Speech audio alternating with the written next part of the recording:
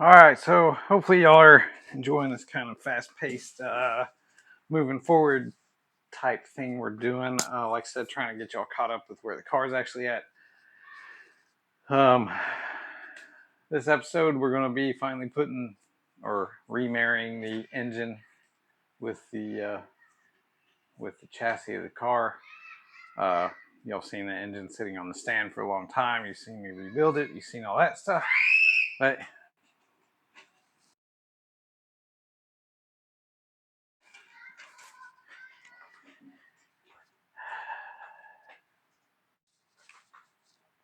all right, so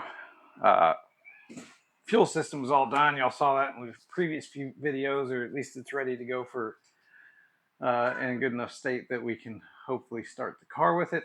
Now we're going to get the engine back in the car. Y'all seen it sitting on the engine stand for quite a while and have seen me go through it. Like I say, just trying to get y'all caught up with where we're currently at on the vehicle, and that way it's kind of all on the same page. But hopefully y'all are enjoying these kind of quick episodes, and they're coming out pretty quick, back to back time wise. Hopefully that's been something you enjoy as well. And this one's going to be the process of getting the engine back in the car, and some struggles with headers and all that fun stuff you do with hot rod stuff. But enjoy it and have a good one. All right, do it again.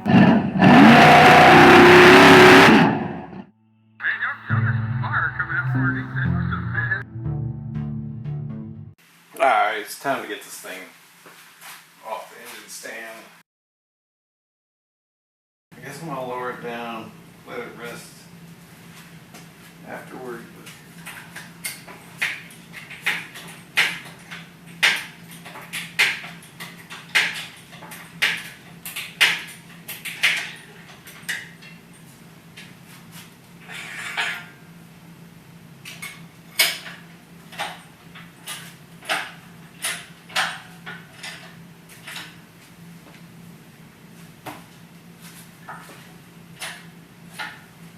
Here's the back.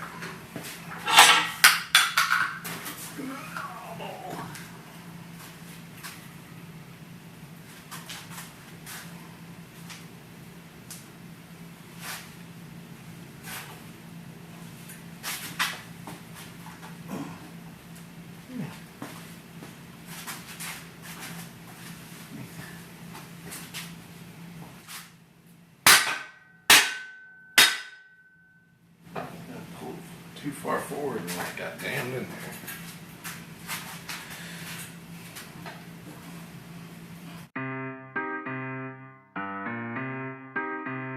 I know you don't respect anything that we have left, so don't act like you do. Just like There.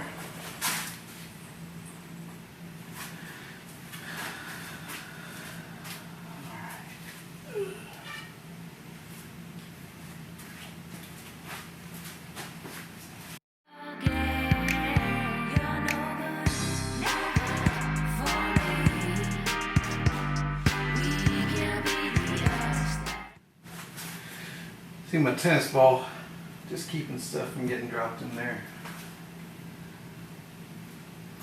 Now it's time to put the flex plate on.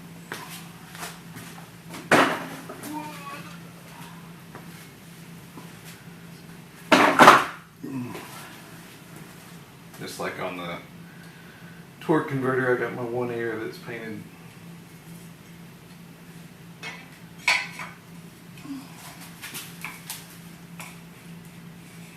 I'm torquing flex plate bolts. 55 foot-pounds is what they show. And I'm using Loctite glue on them.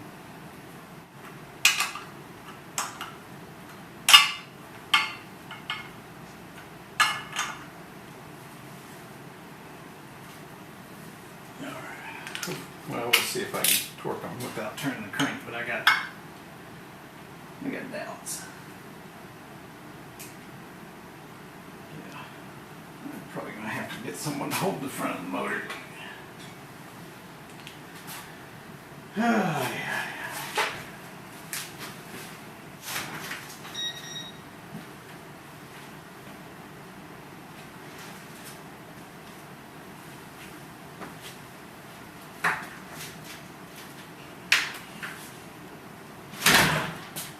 Alright, you need to stand over here. Whatever you do, don't get your feet underneath this. What do you need me for? You're going to hold this, don't let it turn. This? Yeah, so it has to stay on that bolt. Alright, you're going to be... Alright, take this hand and push it against the bolt. I'm scared. You're good. It's probably gonna turn. Alright, you got to hold it there, and you push down here, and just hang out. Are you recording? Yeah.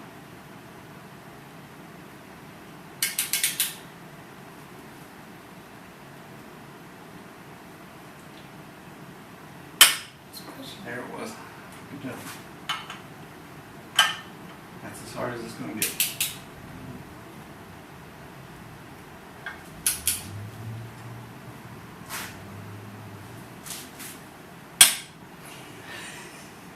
Almost all you can do in the budget.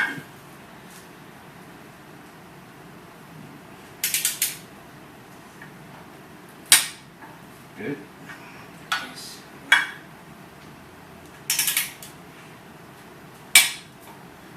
See, it's not so bad.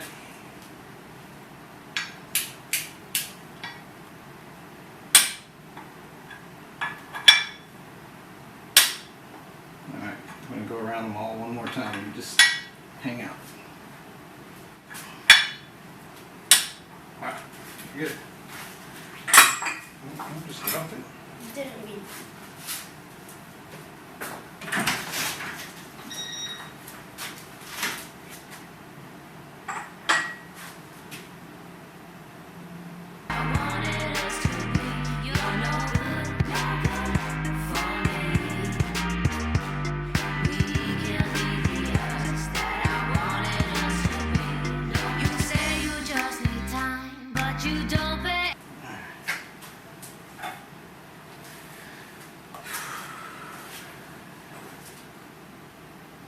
That I feel better about.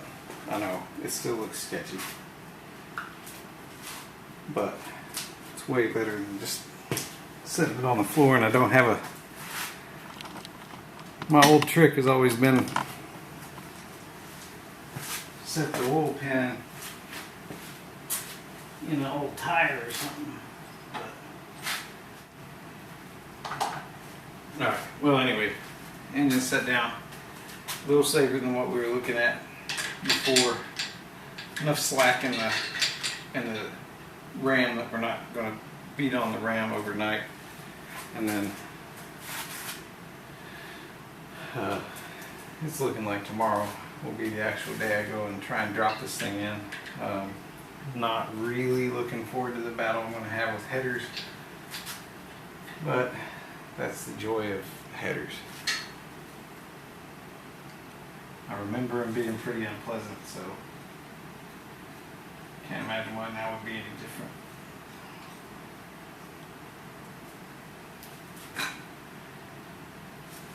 What does that mean?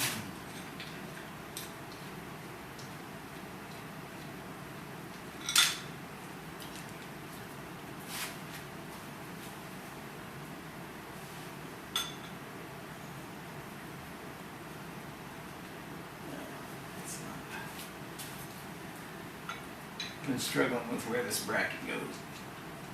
I think it goes to AC compressor, but which I want to put on just so I can run my pulleys.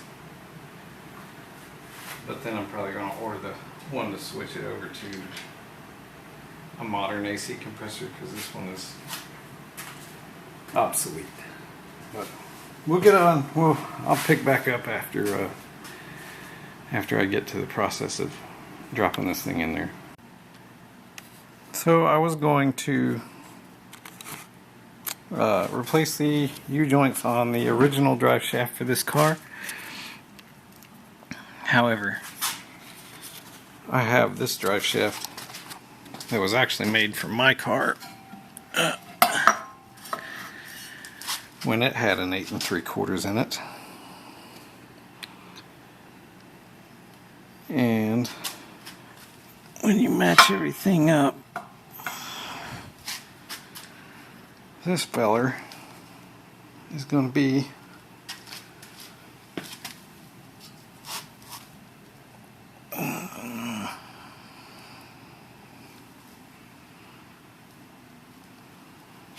can't quite tell when I set it on top. They appear identical.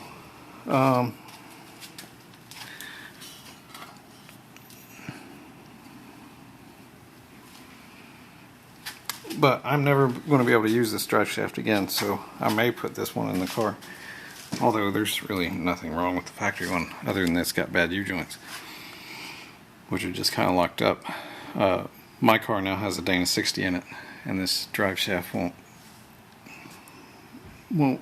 fit in my car. The Dana 60 is longer, so my drive shaft is now shorter, and I had it made just for that combination. So I do believe I'm going to go with this drive shaft, and you know, at least then I'll get use out of it. I did have it made 20 years ago, probably, so 2003 or 2004. But that'll save me a little work, and I'll get to use something that was just going to sit around forever. So then that one will sit around forever.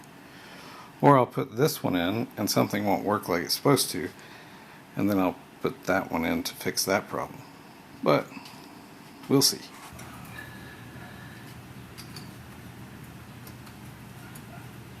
Yeah, this drive shaft I had made a long time ago. Actually, when I was in the military in South Dakota.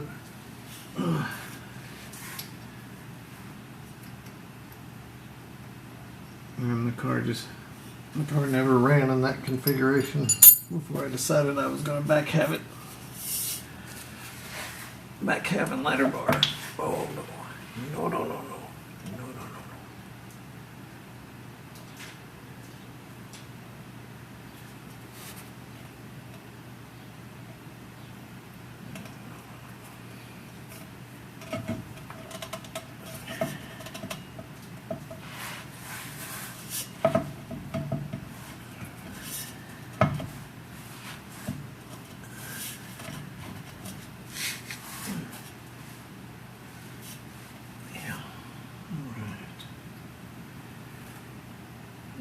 Squeezy, lemon peasy.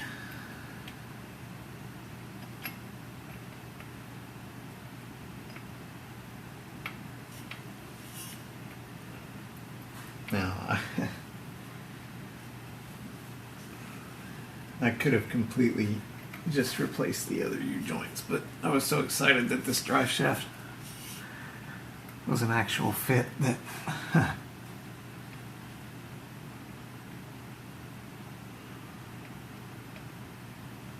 just really wanted to use it because I spent that money a long time ago and I have no use for this thing. Something's guiding you, yeah, you know. Look into my eyes this morning, said I look into my eyes this morning, and I see something go. Stared at my soul this morning. Said I stared at my soul this morning, and I see something go. I wish someone I did something to show. Said I did something I should know.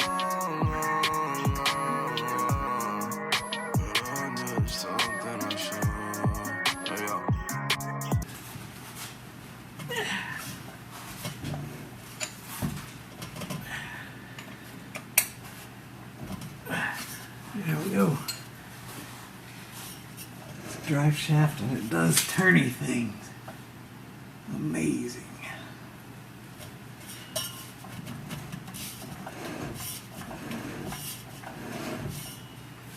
There it is.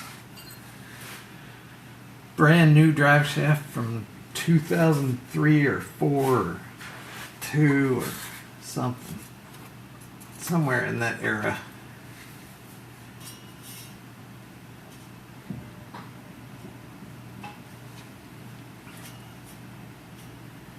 Trans mount still needs to be tightened up. All that stuff will get handled once the motor's in the car. But here we are. We have a drive shaft. That was one of the big ones I needed to do before setting it on the ground. I'm a little afraid of those e-brake cables, but maybe I just won't test them. Because if I test them, then they're definitely going to get stuck. Let's see. What else does a guy need to do before he can put it on the ground? Front tires. Back on.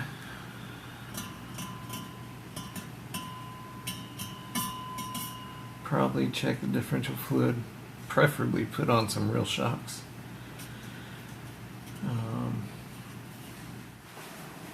Okay. I think I got everything kind of wrangled into the position it needs to be. So maybe let's start.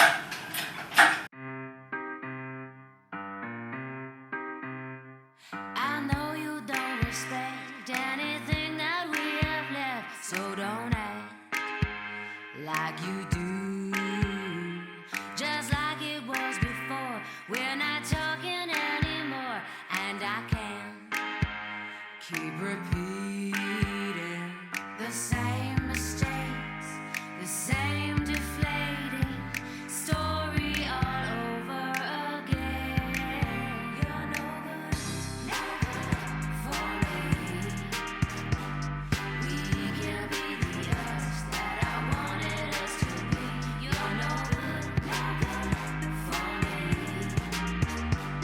We can be the us that I wanted us to be. You say you just need time, but you don't pay any mind to the love I need now. So sorry it doesn't work if you never.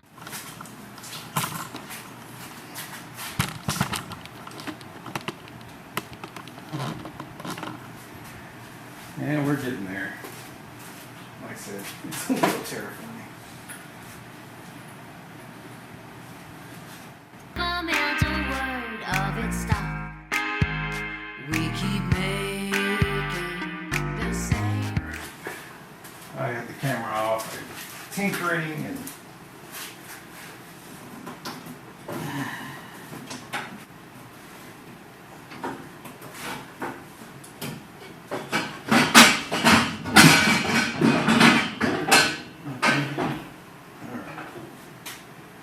here's part of it.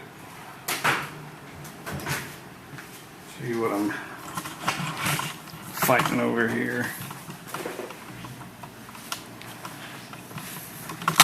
So this thing has a oil filter adapter, which is right here. The oil filter here. Header has to go over it. Get it too far down and then you can't get it where it needs to be. So that's what I was over here fighting.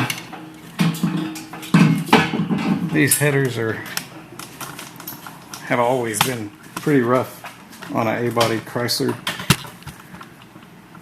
Even with the small block, they're still not good.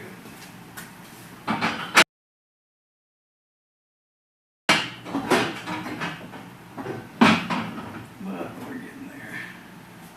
I may have to adjust that oil filter adapter again. And then I've still got to fight with the header to where it needs to be. Yeah, we'll figure it out. Don't pay any mind to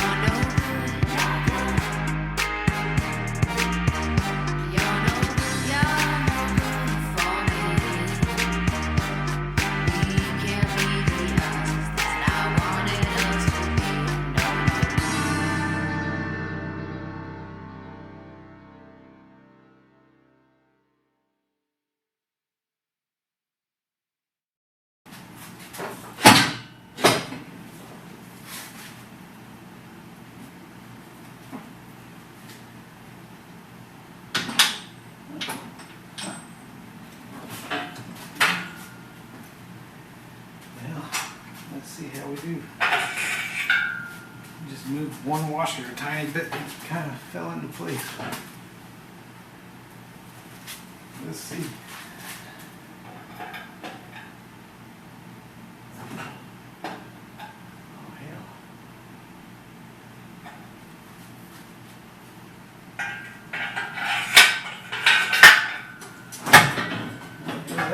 Still move that engine mount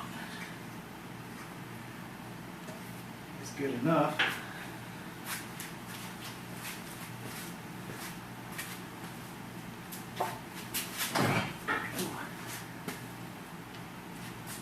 This engine mount's good enough.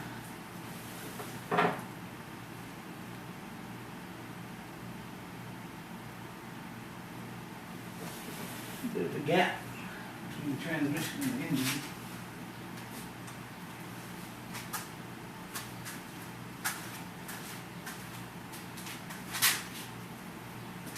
Looks like a little more.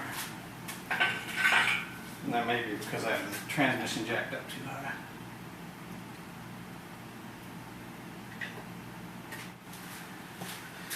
So I do have a piece of wood under the front of the bell housing that is holding the transmission up. I think once I pull that out and lower the jack, we can probably close up some of this gap down here because it's closer at the bottom than it is the top. So that usually means that the transmission's higher than it's supposed to be.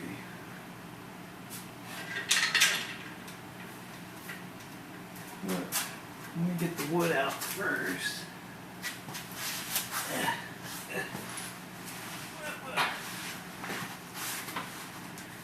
Alright. See what the jack does if I let it down.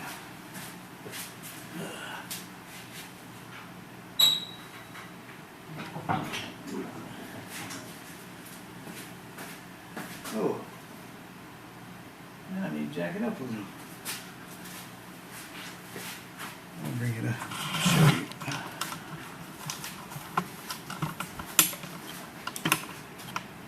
Right down there, you have bell housing and transmission.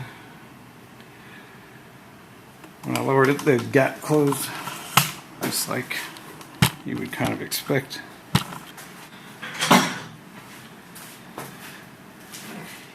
Now we're about where we should be.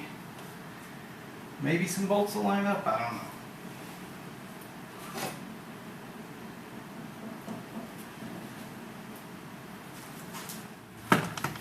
Show you what I'm working on here. You can just see this line on the transmission needs to line up with this line on the block.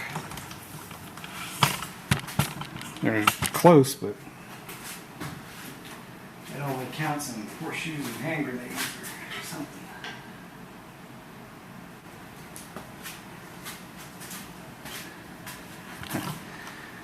Y'all can't see much. All the action's over here. I want to move y'all over there.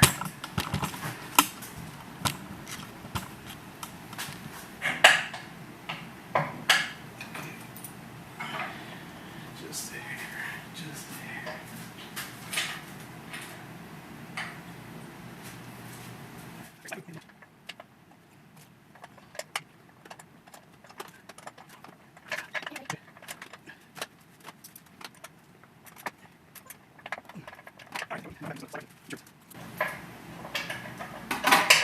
Alright, I think I'll go eat and then I'll come back and it's just going to slide right together.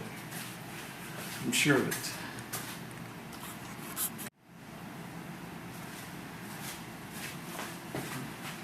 I've been out here for about 15 minutes after eating.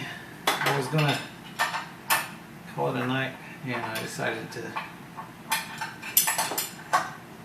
give it another go so nothing crazy happens overnight and settles down. Because these tires go flat and there's jacks holding things up and I don't really want the tires to go flat and that makes the transmission and the engine misalign. Anyway, so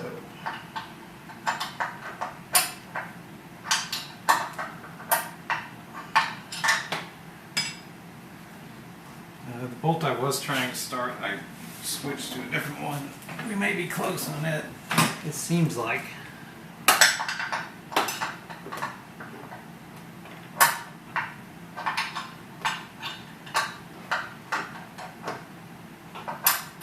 It seems like it is threading. But it's still, you know, it may not be. Maybe I'm crazy.